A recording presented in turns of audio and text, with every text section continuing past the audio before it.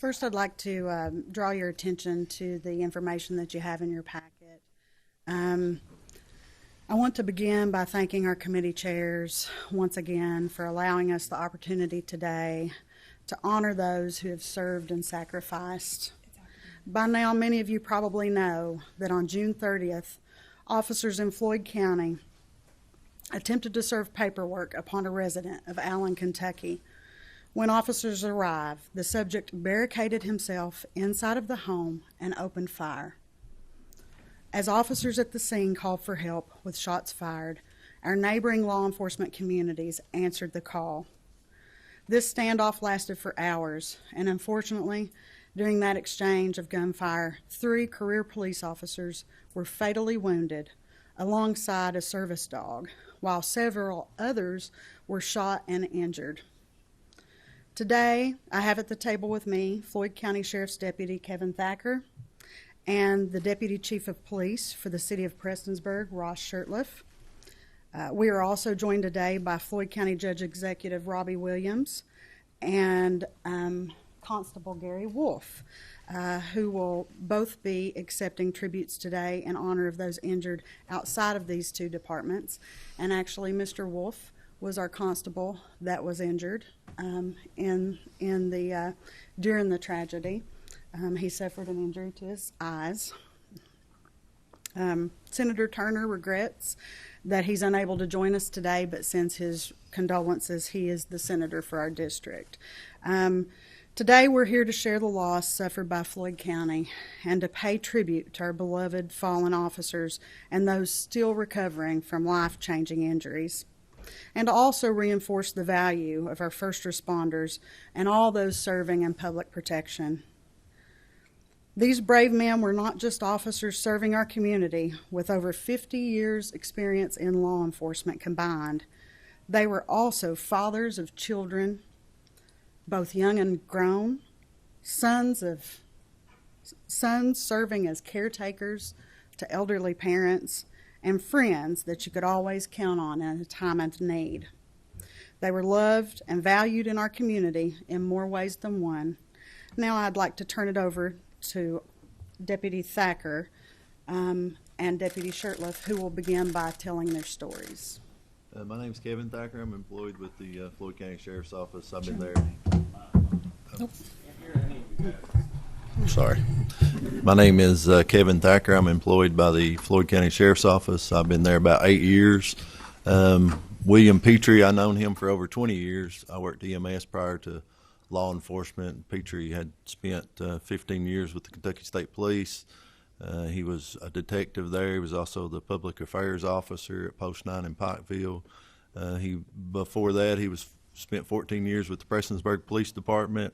And prior to that, we had just found out that he had a short stint at the Martin City Police Department. So he was in law enforcement more than half of his life.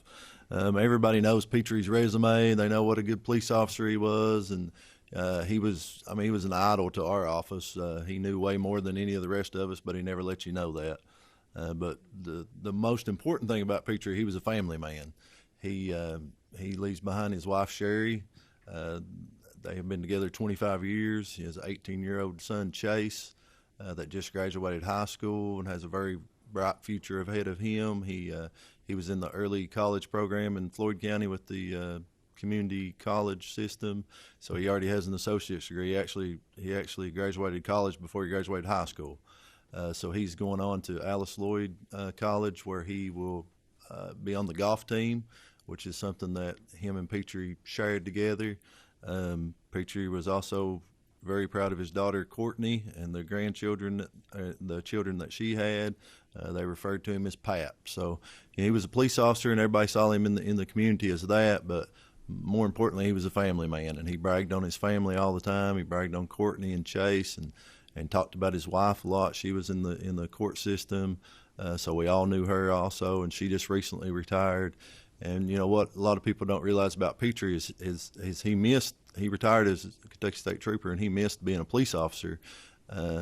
When he came into our office, he just fit in. He'd only been there a couple of years, but it seemed like he'd been there the whole time. So Petrie, just like the rest of them, is a great loss, especially to our agency. It's small, and we all looked up to Petrie. Drago was a superstar, and when it comes to a dog, and you could ask anybody that. When he showed up on scene, you knew he was either going to apprehend whoever had ran from you. If there was any illegal narcotics, he was going to find them. He had been a part of the agency for about 5 years. He had 2 different handlers. The first handler, Justin Shimshak, he moved on to a better opportunity at Ashland Police Department. Deputy Dusty Newsom took over and was trained with Drago after that. And Drago, when he would put that vest on, he would come to work. He knew he was at work, but when he was at home, those handlers' children would paint this dog's toenails. So he was part of their family also. And also, as far as our agency was concerned, 32-year-old Deputy Darren Lawson, he was injured in the incident. As we speak, he's undergoing his 8th surgery at a hospital here in Kentucky. He has a long road ahead of him. He's the same way. His 3-year-old daughter, Hayden Ryan's his pride and joy. So he has a really good attitude about things, and they are really optimistic that he will be able to keep his limb if everything goes well. So I think that's the thing that a lot of people don't look at is the public saw us all as police officers, and they know us, but we're all regular people too, and we all have families, and it's a great loss for our community for this to happen to us. And I just want to thank you for the opportunity to be able to come and talk about Deputy Petrie, Deputy Lawson, and K9 Drago. Thank you, Kevin. Now I'll turn it over to Deputy Ross Shurtleff. My name is Ross Shurtleff. I'm the Deputy Chief of Police for the City of Prestonsburg Police Department. To kind of put things in hindsight, when I came to Prestonsburg PD 8 years ago with my mayor's administration, Ralph Frazier was one of my first supervisors. Groomed me as a supervisor until, as he said, I out-promoted him. And I would still, with his 39 years of service, lean on him. A lot of people see the 2 different uniforms, but how intertwined this was and how huge of a, just quite frankly, punch in the gut this was to us as a family. Deputy Petrie spent 15 years with the Prestonsburg Police Department and left as a shift commander, as a lieutenant, before he went on to the state police, where he had a very successful career. He lived a mile from the police department. We talked often. I was at a birthday party of 2 of his nieces, or his niece and his nephew, the Saturday before this incident happened. K9 Drago, as anybody who knows anything about police work will tell you, that when it comes to municipal police agencies, when it comes to legal liability and risk management, we're a little on the apprehensive side, and we had never had a bite dog before. And Drago is the reason that we got Nelson, our bite dog, who was Officer Chafin's dog. He was a superstar. We relied on him a lot. He is the reason that we expanded our K9 program. Ralph Frazier, I thought that he had done police work longer than anything, and I mean anything, because he'd been doing it longer than I've been alive. Then I found out he'd been married for 42 years to his wife, Gina.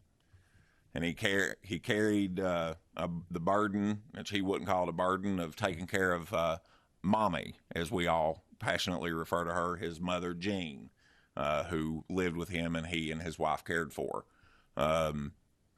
Anybody who knew Ralph, and Representative Blanton, who trooped as a rookie trooper with him as he was starting out in Floyd County, they worked together, know that Ralph was the heart of Floyd County law enforcement. He absolutely loved his job, and he had a passion for it.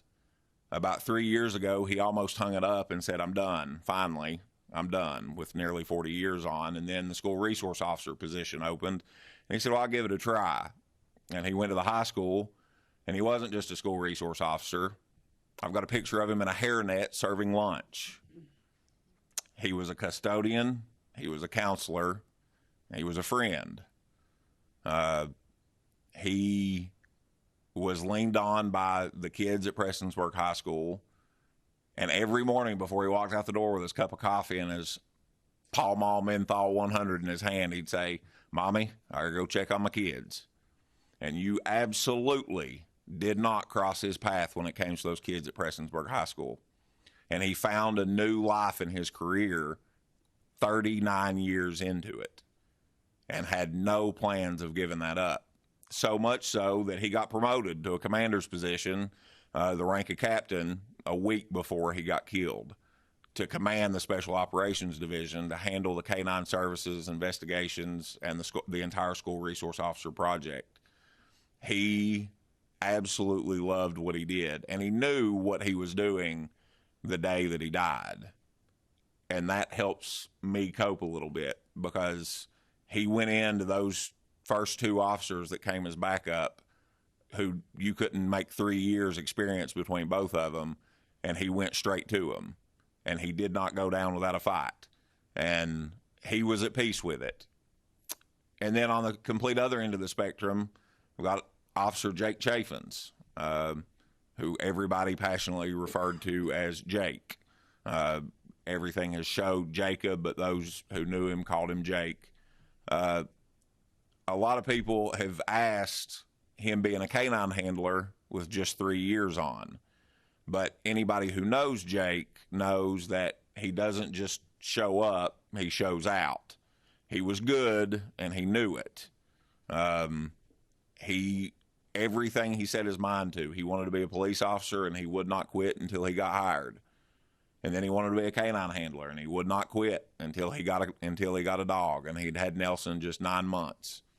And him and Nelson were a powerhouse of a team together. They were just getting started, and Nelson would listen to anything that Jake told him to do, until it came to his 6-year-old daughter, Paisley. Nelson was the most obedient dog that you have met, is the most obedient dog that you have met, until it comes to Paisley. Jake told me once that he raised his hand to discipline his young daughter once, and Nelson said, "No, I don't think so," and showed him who the boss in the house was when it came to that little girl.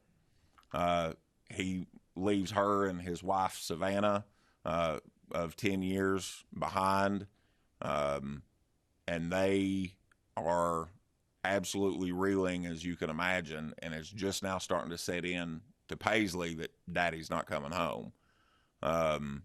So there's a lot of recovery still yet, and there's a lot of memorials still yet, and through these avenues that Representative Tackett Laferty gives us, and that this committee gives us, to remember these guys, because it's not just healing, it's healing and solidifying what exactly they did that day, to come in.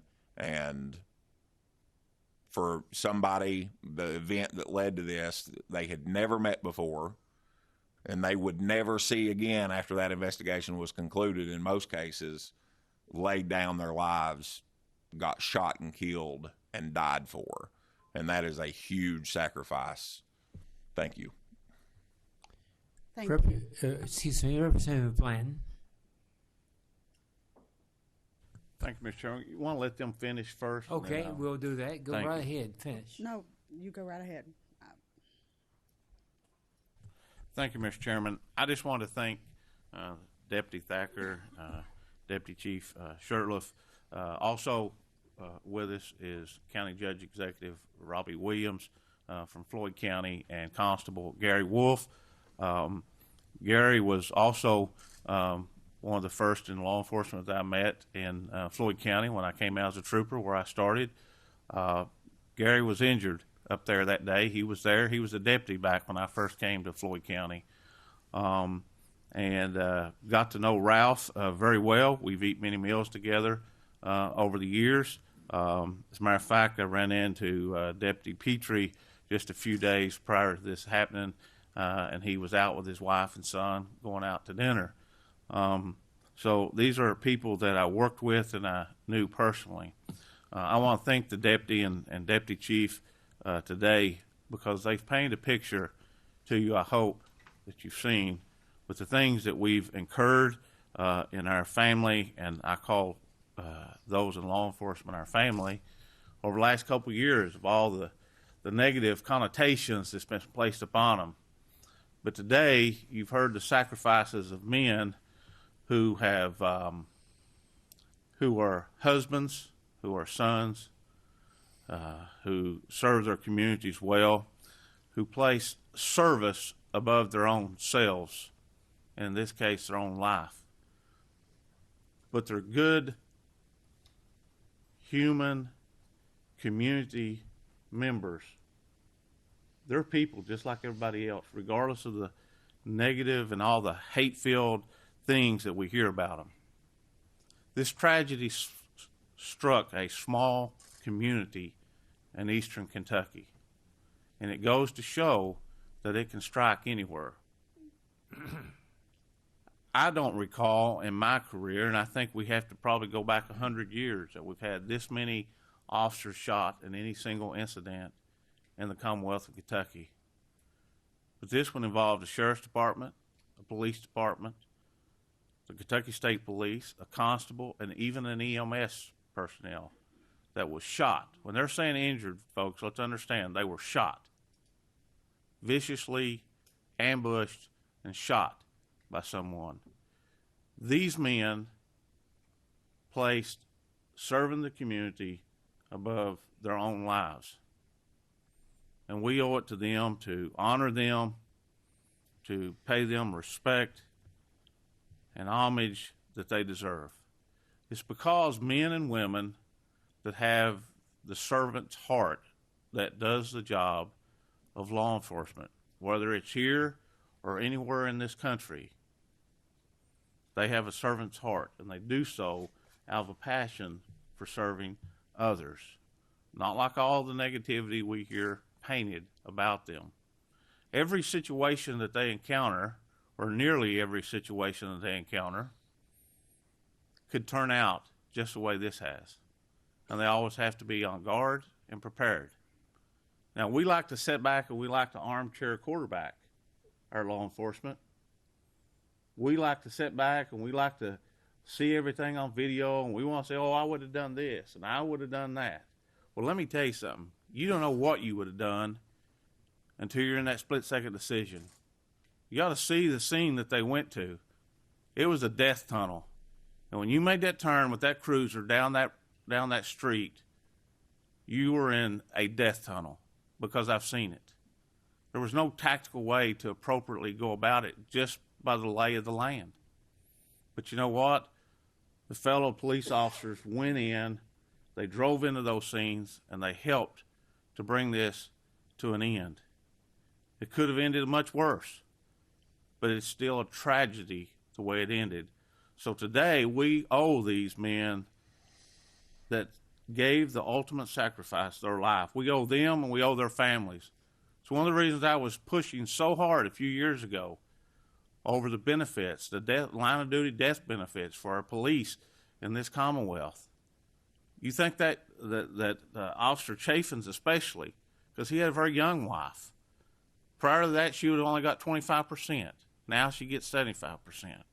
We owe it to them because they gave us their all. We should take care of those people. I thank you all for being here.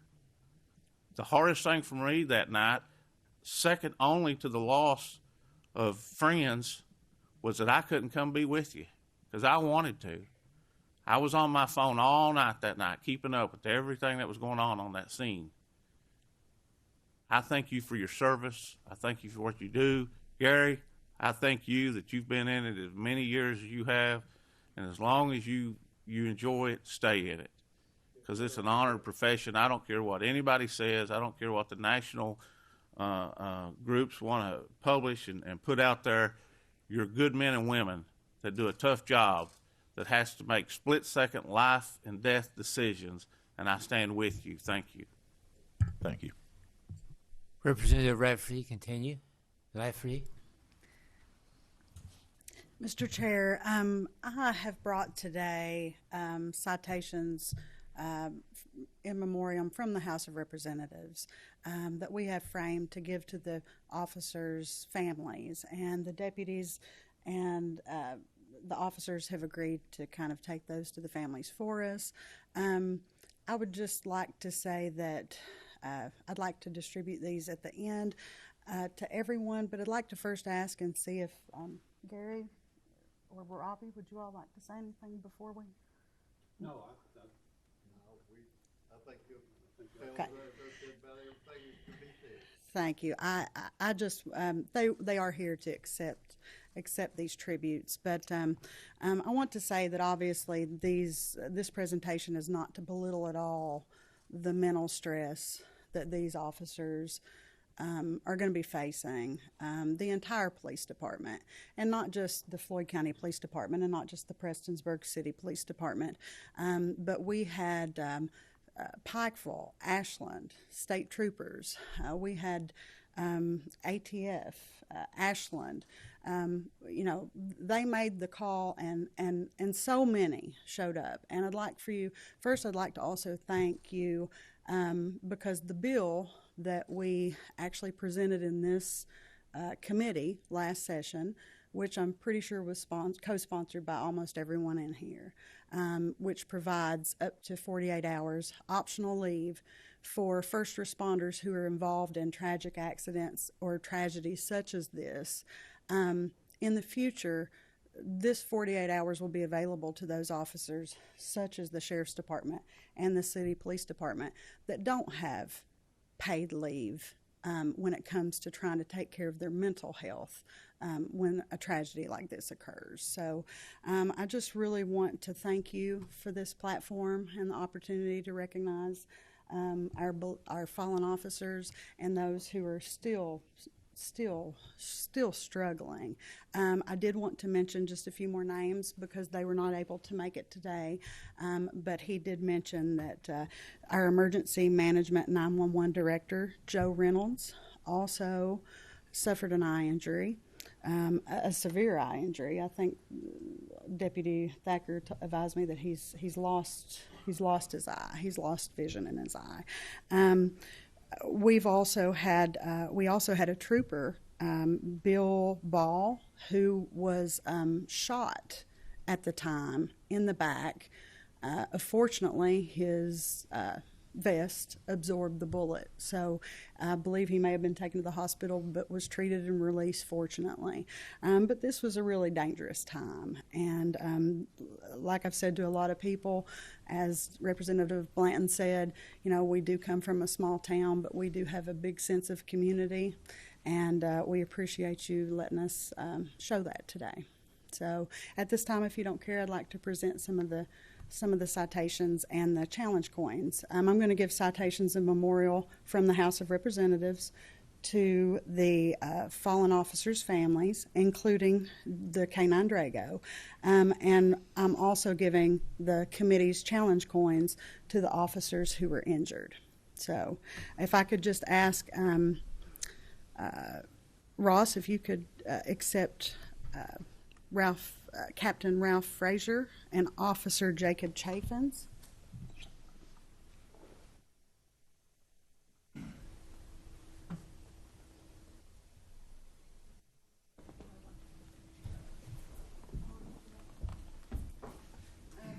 Deputy Thacker, if you'll accept Deputy Petrie and K-9 Drago.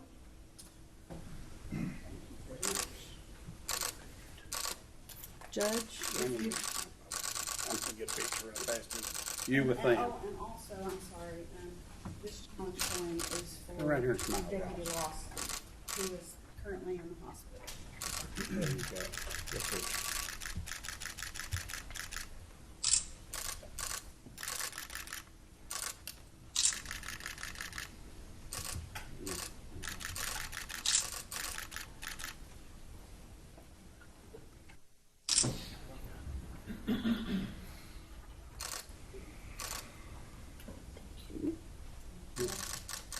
You want me to come up? Yes, if you would come up, and Gary.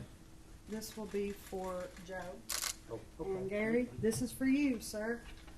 Thank you. Thank you very We much. value our constables in Eastern Kentucky, and we appreciate it. Thank you, everyone. Thank you.